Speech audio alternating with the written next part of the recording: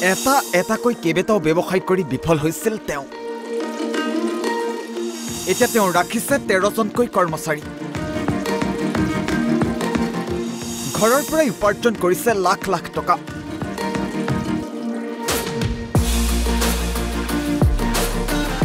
এই যুৱকজনলৈ এবাৰ মন কৰক। নাম এওঁৰ ৰিন্তু শইকীয়া। কেইবাটাও ব্যৱসায় কৰি বিফল হৈ ঘৰতে গঢ়ি তুলিছে এই ক্ষুদ্ৰ উদ্যোগ। সামগ্ৰীৰ সমূহলৈ এবাৰ মন কৰক।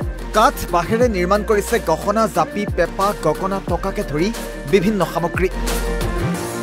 জামুগুৰিঘাটৰ টুপিয়া গাঁৱত ঘৰতে স্থাপন কৰি লোৱা এই হস্তনিৰ্মিত সামগ্ৰী ক্ষুদ্ৰ উদ্যোগটোৱে লাভ কৰিছে এতিয়া ব্যাপক চৰ্চা। ৰিন্তুক এই সামগ্ৰীসমূহ নিৰ্মাণত পত্নীয়ে সহায় কৰাৰ উপৰিও উদ্যোগটোত কাম কৰে 13গৰাকীকৈ যুৱক যুৱতীয়ে।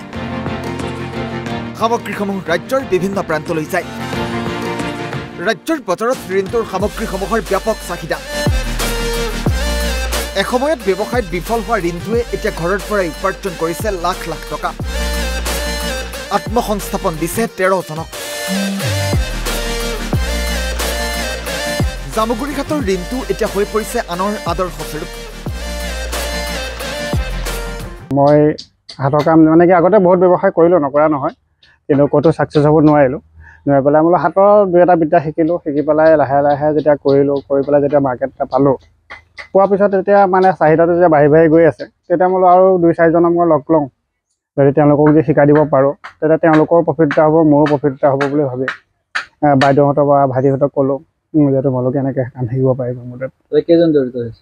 এনেই থকাতকৈ প্ৰায় 13জনেই আছে, কিন্তু 13জনৰ ভিতৰত ধৰক 3-4জন মানে বেলেগ ঘৰে ঘৰে কৰে, বাকীকেইজন ইয়াতে কৰে। ইয়াতে অসমীয়া গহনা বনাওঁ, মানে ধৰক জাপি, জোনবিৰি, ঢোলবিৰি ছেট। তাৰোপৰি বিহুৰ লগত জড়িত যিবিলাক সুতুলি, পেপা, টকা, গগনা, কাকৈ এইবিলাক বনাওঁ। আৰু লগতে কিছুমান গিফ্ট আইটেমো বনাওঁ। জাপি মই বনাওঁ।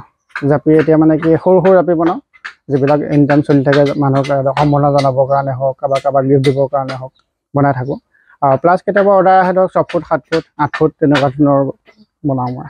সমাগত বিহু আপোনাৰ অৰ্ডাৰ আহিছে? যোৱাকালি এটা আহিছে 6 ফুটৰ জাপি, সেইটো বালিপাত যাব। আৰু গহনাটো গোটেই 12 মাহে থাকে। এনেই সাধাৰণতে গগনা বুলি কওঁতেও ধৰক বিহুত বজায় মানুহে, কিন্তু মোৰ গগনা গোটেই 12 মাহে 12 মাহে বনাওঁ, 12 মাহে বেছি। জামুগুৰিঘাটৰ পৰা আনোৱাৰ আহমেদৰ ৰিপৰ্ট, অসম লাইভ 24।